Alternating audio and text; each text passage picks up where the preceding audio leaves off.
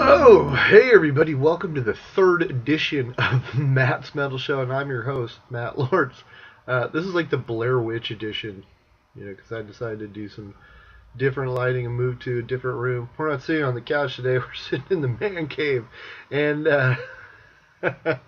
see all my toys on the wall behind me, and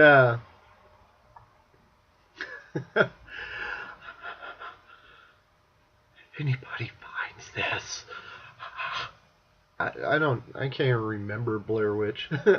Maybe we should start reviewing movies too while we're at it.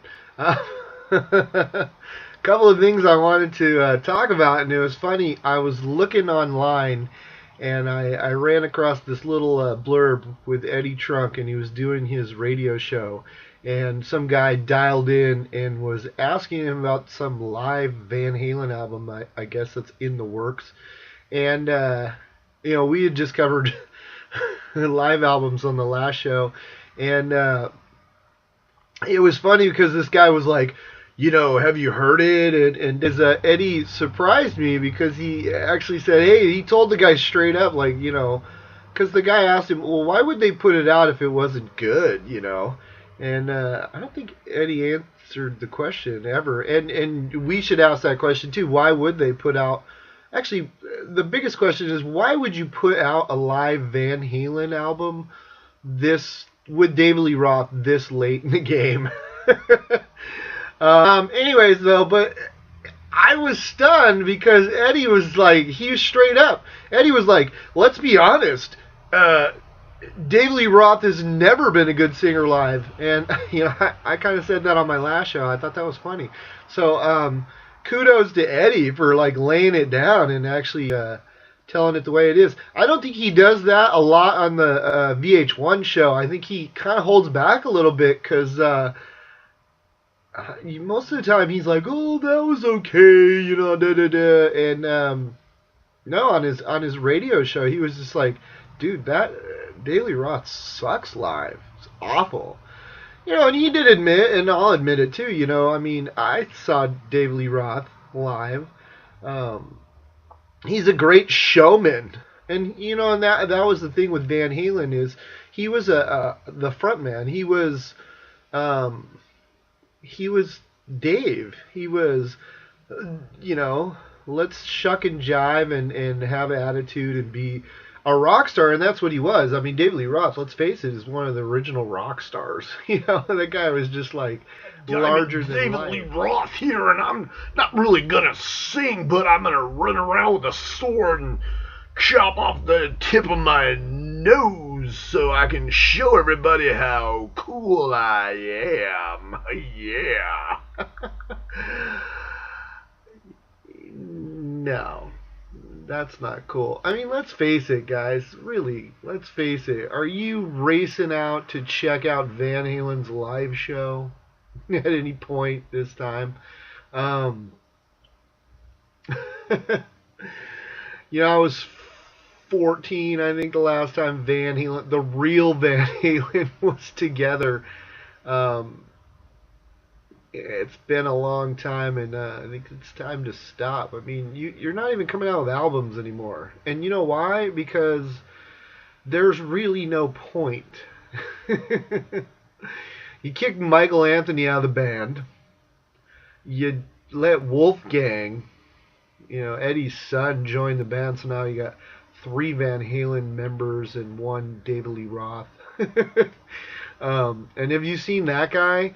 He cut his hair real short, and he's like the size of a bus, and he looks like that creepy fat guy from American History X, and he's up there singing backing vocals to Panama.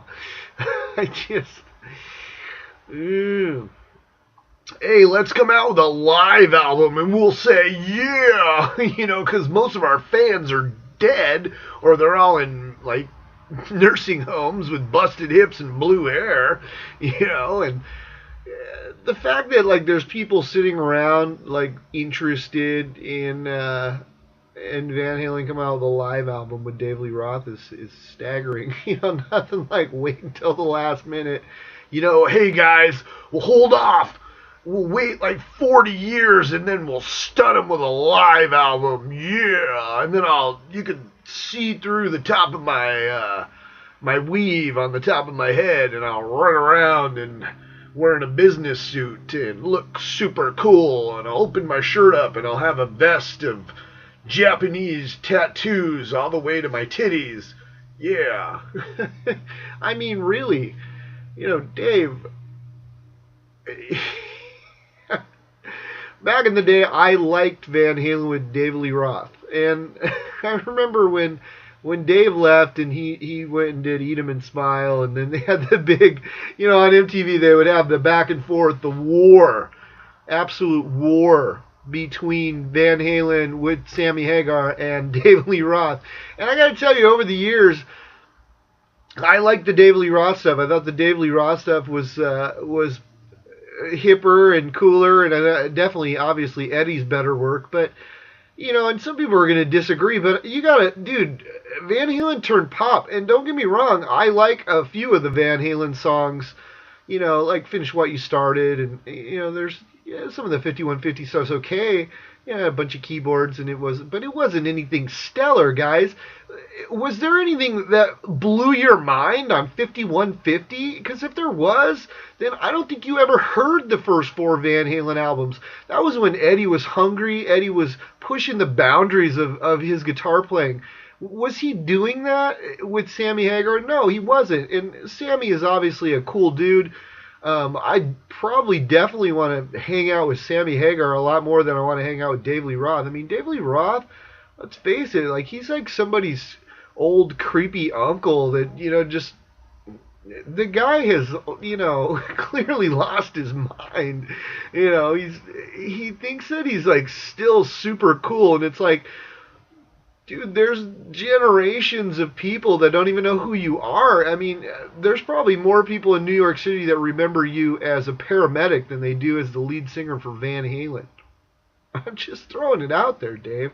I mean, he was a cool guy. I met him back in '86, and he was super nice, and he was awesome, and I remember he asked me how the show was, and like he was really interested in my opinion of what what they did on stage that night, and I thought that was like, I was blown away. He signed my tour program and stuff, and like I was stoked. I stayed out till 4 o'clock in the morning hanging out with him at the hotel, and I almost got completely murdered by my mother. But that was when I was 16 years old, and now I'm an adult, dude, and I look at Dave Lee Roth and it's like, dude, you can't consistently be that child. If you want to be creepy and old and running around grabbing on little young chickies and stuff, by all means, why don't you grab Hugh Hefner and Gene Simmons and you guys can make it a play date. The three creepy rich guys out trying to troll 20-year-olds. I mean, no 20-year-old chick, no matter what shape you're in, Dave, is going to be like out to get you unless, obviously she sees your bank account. So, come on, dude. Whatever. If anybody ever want to see how pathetic Dave is, I mean, watch the Dave Lee Roth, Sammy Hagar, when they went on tour together in 2002. Watch the little documentary on YouTube. And see what an asshole he is, because he is. He's not living in reality, and I don't think he ever lived in reality, But there comes a time where you just got to ask yourself some serious questions. I kind of went off on a rant here, but I have high regards for the first four Van Halen albums. I have high regards for the early stuff. Like I said, I wasn't a huge Van Hagar fan. I don't even think I own the Balance album. I'm not a huge Pound Cake fan. Didn't they sing the theme song to Pepsi Clear? I mean, you guys can defend that. Go ahead and try and defend that. Go ahead and say, dude, right here, right now is one of the most stellar rock songs that Van Halen ever came out with. I didn't think you could. So I'm just saying. They had some fun songs, and Sammy kind of lent a more of a credibility to the band because he was a musician, and David Lee Roth wasn't a musician. David Lee Roth was David Lee Roth. And, you know, a lot of people talk about a lot of smack about Dave, and a lot of people talk a lot of smack about Eddie and Alex and how they're assholes. I've hung out with Michael Anthony like a couple of times. That dude's super cool. Like, I don't know how you can't get along with Michael Anthony, dude. As long as you give him something to drink, he don't care. He's super cool. But like Dave Lee Roth, I could see why Eddie would want to get in a fight with Dave Lee Roth, but to be honest, even now, even back when Eddie was in great shape, dude, Dave Lee Roth would kick your ass, because Dave Lee Roth, I'm just saying, he's a 67-year-old man. He'd take me apart. But I could see how Dave would rub anybody wrong. So I give those guys kudos for staying together as long as they did, and now they're back together, and it's kind of pointless. It's moved beyond. They came out with that album a couple years back, and it wasn't even new stuff. Everybody was so, oh wow, Van Halen with Dave Lee Roth came out with a new album. All that stuff was so old. All they did was pick up songs that they, had in a can like 25, 30 years ago, 40 years ago, and just slapped it together on an album, and I think they wrote like one freaking song. It wasn't awesome by any means. I think the last thing that Eddie Van Halen did that blew my mind was probably the solo on Beat It. What year was that? Yeah. What have you done lately, Eddie? Let's come out with a live album. Dude, we'll come out with a live album. Have Wolfgang sing. If you wanted to be legitimate, if you wanted to stay legitimate, Van Halen, then why did you kick Michael Anthony out of the band?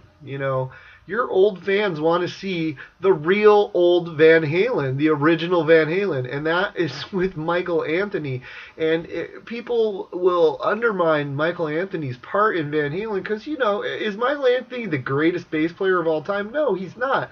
But, dude, his backing vocals was a huge, huge part of all of Van Halen, of every Van Halen album. And to minimize his contribution and to say like, oh, I need to get my whale of a son up there and slap a Van Halen manufactured bass in his hands and say, there you go. That's a slap in the face to your fans. I don't care if he's your kid or not. You love your children. That's great. That's absolutely magnificent. Love your children, but you don't include them in your band. You don't slap your fans in the face and say, well, this is what you get. You can either buy my ticket, come see me with my son standing up here, or you don't get any Van Halen at all. I heard you loud and clear, Eddie. I heard you loud and clear. Guess what? I won't buy your ticket. I won't go see Van Halen. You guys can play until you're sitting in an old folks home next to each other, and Dave can be spinning a sword and chopping off the end of his nose like he did on Jimmy Kimmel Live, and fight the power, live on the edge. But it's all rehashed. I really don't know how long we can sit around and listen to Jump. Woo, yeah. You're not moving forward. You're standing still. Yeah, I got my Alice Cooper shirt on. And I will tell you, we talk about Van Halen and we talk about some of the other bands that just don't, seem to rub you kind of wrong and don't really put on a great show. But Alice Cooper, man, I saw him open for Motley Crue on the final tour, and dude, Alice had his full stage setup, all the cool gadgets and stuff. He had the guillotine, they decapitate him. He had this creepy nurse chick with like white Marilyn Manson eyes, like injecting him and beating on him and stuff, and just the full on, they did Feed My Frankenstein, and this big giant Frankenstein came out and was walking around the stage. Alice puts on a great show. I wish he would just come back to San Diego by himself so I could just watch him do the full show. He did all the hits.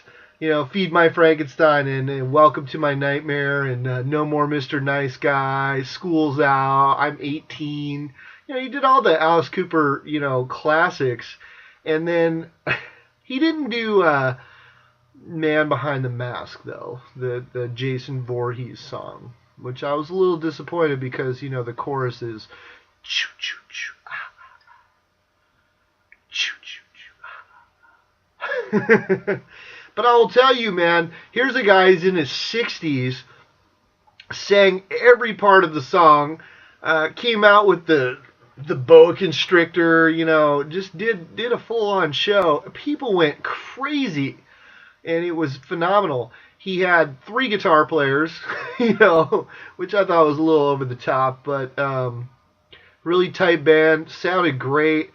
Just that's the way you should be doing it. And I'm telling you, all these old rockers that are out there, all these guys that I grew up with, you might want to take a lesson from the Scorpions. You might want to take a lesson from people like Alice Cooper, who still put their time and effort into their craft, still keep their pipes relatively safe and work in working order, and also keep thin. I don't know, because Alice probably sold his soul to Satan at some point. That he keeps his girlish figure. I'm just kidding. Because Alice is Alice. But just kudos to Alice, man. I'm just gonna throw that out there. If you want to see a great rocket show, go check out Alice Cooper, man. You'll be surprised. And I know a lot of you are going to be asking, like, hey, Matt, why didn't you include Alice Cooper on your best of albums on episode 1 of Matt's Metal Show? And the reason why, to be brutally honest, is there's not a single Alice Cooper album that exists that I loved from beginning to end. Alice was really good at derailing himself. I mean, there's some great Alice Cooper stuff. Don't get me wrong. I love Alice Cooper, dude. I'll make a great compilation of Alice Cooper songs. But, I think the closest he came, my cat is attacking me. If you can see this, she's trying to bite my hand. Did you see that? Did you see that cat jump up like that? Like, she's the devil. She's the devil. Whoa. Anyways, stop it, psycho. I'm talking about Alice Cooper. She's a big Alice Cooper fan. There's all kinds of good Alice Cooper. I know people are going to be like, dude, $1 billion babies. Okay, that was a good Alice Cooper. From the inside, that was like the Elton John album that Alice Cooper sang on. It had like Bernie Taupin on it, and Davy Johnstone played guitar. You had a lot of great stuff, the old stuff, School's Out, and just all kinds of cool stuff. But then he resurged in the 80s, towards the late 80s when he came out with Trash, and they had the song Poison on it, and everybody kind of got back behind Alice, and they're like, oh, cool, Alice Cooper's back. And I remember as a kid, like, he used to come to town like all the time, and I didn't I didn't go see him. He had I remember he had Kane Roberts, this guy that looked like Rambo, that was his guitar player at one point. I hated that guy. I was like, but and of course he had in '86 he had He's Back, the Man Behind the Mask, of course, which I mentioned earlier, which it was from Friday the 13th, dude. How cool is that? A Friday the 13th song. He had Hey Stupid, though, in the early 90s, and that of course had Feed My Frankenstein on it, which was in Wayne's World. And you got Muscle Love in the old days and stuff. Dragon Town, that was from 2001. That had some cool songs. Sex, Death, and Money on it. That's a good song. I like that song. Even his last album that I can remember, which was Welcome to My Nightmare. That's some cool songs. Nightmare Returns, Caffeine, Disco Bloodbath Boogie Fever. Pff, of course. Dude, if you don't like Disco Bloodbath Boogie Fever, then you're not an Alice Cooper fan. I'm just kidding.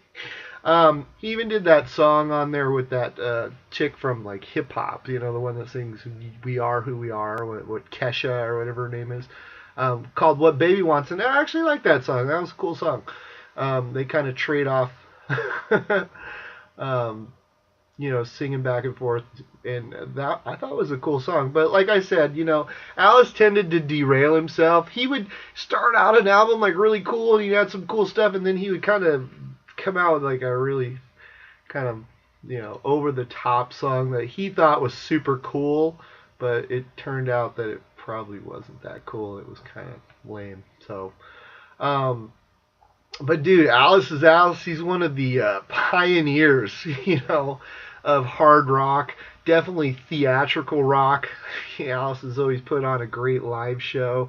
He's always had like, you know, all the backdrops and, you know, Frankenstein's laboratory up on his stage, and you know he definitely wants to make sure that his audience gets the bang for their buck, and you know he never kind of shirks and cheats and does whatever, you know. I mean, Alice Cooper's Alice Cooper, you know. He's still got integrity out there, you know, and he's no longer living in a whiskey bottle, which is pretty good because, you know, that guy was a boozer for a long time, but yeah.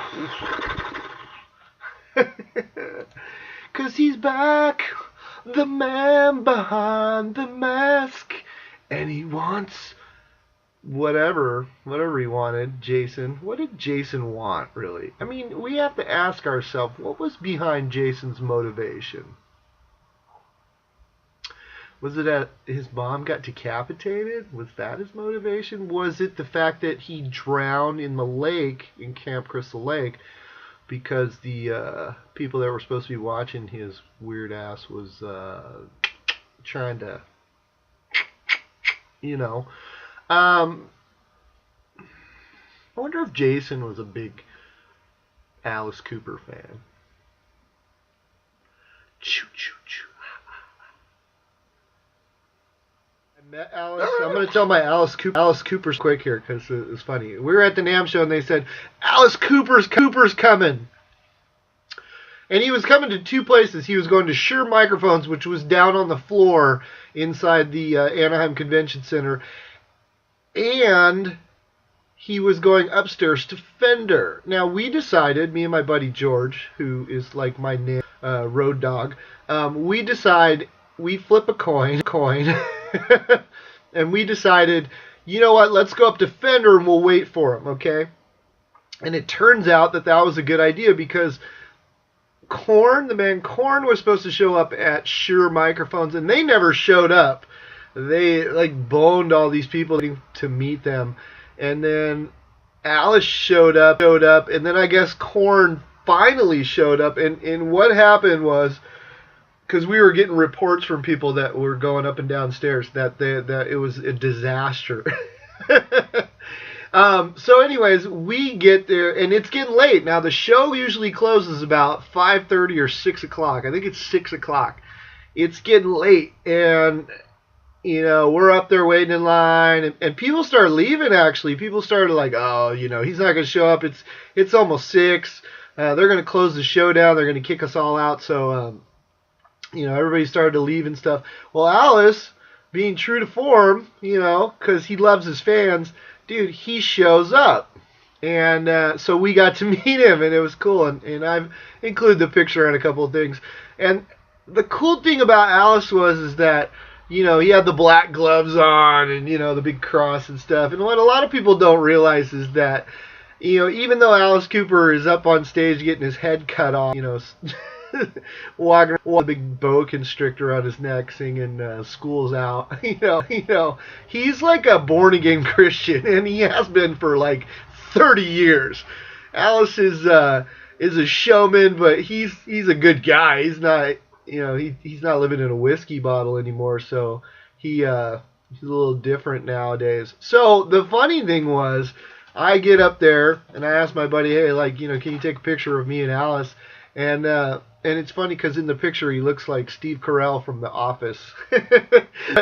I go to meet Alice, and he pulls out this really nice 8x10 of him in the hat, and he looks at my badge, and on my badge, this year's damn show, it says Matt, but like last year's damn show, or the year I met him, which was, I think, 2 years ago, it said Matthew on it.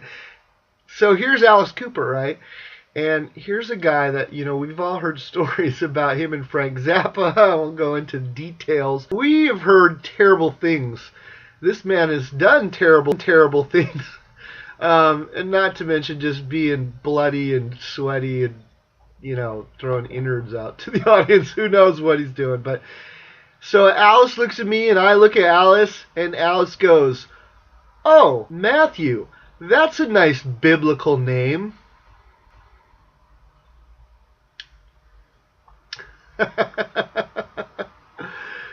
Okay. And remember on Wayne's World, he was on Wayne's World, and he was like talking about Milwaukee, and he's like, Milwaukee, which stands for whatever, and he was all learned. And it's true. Alice is not he's not an idiot. He's a smart man. He's been rocking for 40 years now, or 45 years, however long. But anyways, so that was what I got from Alice. Matthew, that's a nice biblical name. Now I'm expecting like, bring me the blood of a newborn child, yeah, or something evil. It's Alice Cooper, for Christ's sakes. He's named after like a witch that got burned at the stake or something. His real name's like Vincent Price, who was on Welcome to My Nightmare. Vincent, yes, he did the Black Widow song. Anyway, here's a guy that was on the Muppets talking to Satan, trying to win Miss Piggy's soul. And he looks at me and tells me I have a great biblical name. Okay, well, how's my Alice Cooper story? I just thought it was hilarious because I was not expecting that from him. Anyways, he signed it. He was super cool, super nice guy. And I feel bad for the people that decided that they couldn't wait 2 more minutes and they all left. Joke's on you! Anyways. Another thing I wanted to talk about real quick, because I was perusing. I love watching YouTube. Everybody does. You kind of go through, and they had amazing stuff on there. And, it's on my Xbox One. It's on all the game consoles, so you could throw it right on your TV. And most, Blu-ray players and stuff, it's on there too. But the cool thing about YouTube is, man, you can see some great stuff on there. And I'm one of those people that, I have the attention span of a ferret of a double espresso. I'll just be fed, and the next thing I know, like 6 hours have moved by. But I was watching like a sound check from Texas with Randy Rhoads, where he's sitting there smoking a cigarette and he's just jamming on his cream color Les Paul. It's like, oh, that's amazing, and just whatever you want, man. You just key it in and it pops up. It's pretty amazing stuff. Any music video you ever wanted to see, it's on there. So that's a wonderful thing about YouTube. Plus some great live shows. And I ran across this live Guns N' Roses show from 2012, and it was in London at the O2 Arena, which is friggin' ginormous, And so I was like, what? Guns N' Roses played in 2012? And then I remembered, oh, yeah, Guns N' Roses played. It was Axl Rose and Muppets. Axl Rose and Puppet Show. Or was it Puppet Show and Axl Rose? Anyways, Axl, he came out, and I was thinking about, I did mention on the live album Guns N' Roses, but I didn't mention Guns N' Roses on my favorite album, hard rock, heavy metal albums. And the reason is, Appetite for Destruction was a great album. I've listened to that album thousands of times. I grew up Ooh, what's Matt saying? Is Matt saying that Guns N' Roses was juvenile? I'm just saying that a lot of people think Guns N' Roses changed the face of music. Well, opinions are like assholes. Everybody has one, right? um, a lot of people say that Guns N' Roses killed glam metal, which if they did, congratulations, because that needed to happen. But Guns N' Roses, Guns N' Roses had some great music. Did they change the face of music? Here and there, they definitely brought cussing back, because that was Guns N' Roses' big scheme back in the day was let's see how many times we can use the F word on them and kind of shove it down people's. The other thing that Guns N' Roses liked to do was heroin. They were kind of the everybody talks about them, and I always look at them that they were kind of the precursor to grunge. They were that stripped down band, bunch of drug addicts, bunch of boozers, and they were kind of sleazy and kind of nasty and kind of dirty, and they weren't the people that unless you were that kind of person, they weren't the kind of person that I wanted to hang out with. I mean, like gone and drank a beer with them or something, but I don't think I was like shooting heroin into my cock, at any time in my life. Can I say that? Anyways, I just remember Guns N' Roses. I love Slash. I love some of Slash's solo stuff.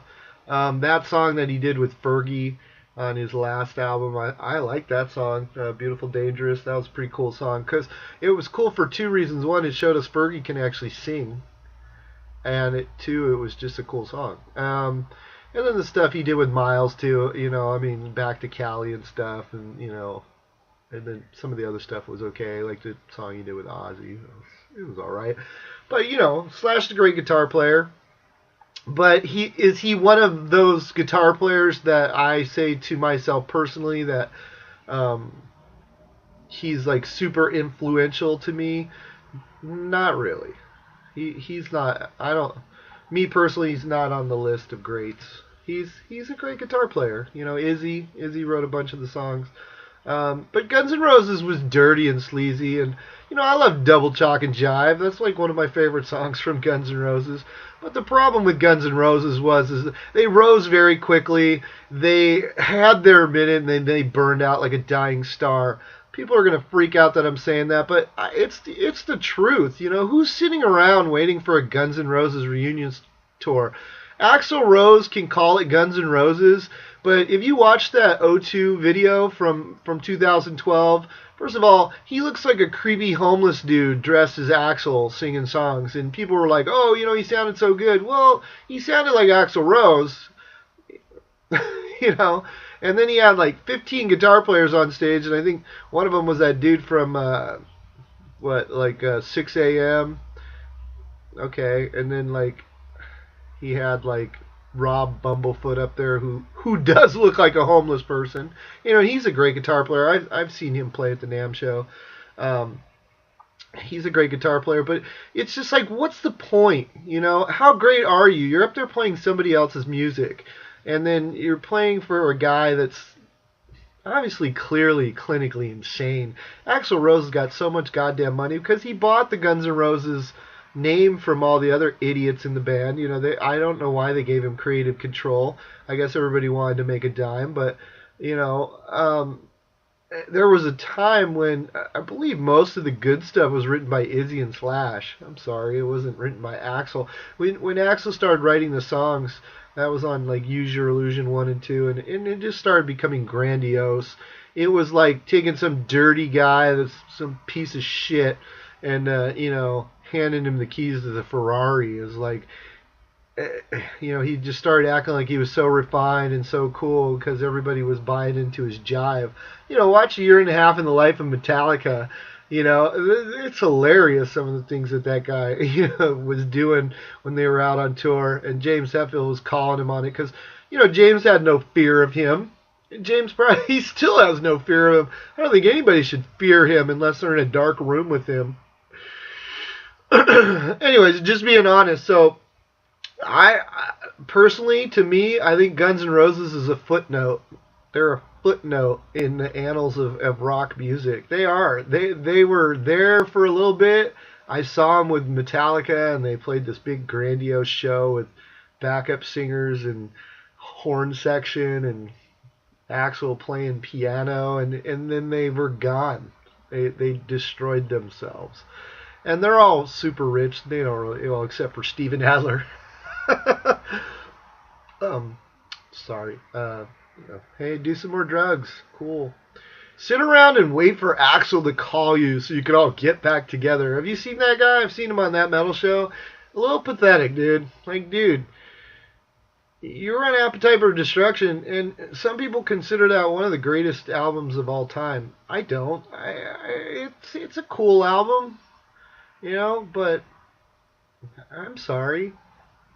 If you're sitting around waiting for Axl to call you, he'll call me before he'll call you, and he doesn't even know me. So, and I don't really care. I met Axl Rose once. He was dirty and he smelled bad. Had green teeth. Didn't even know where he was.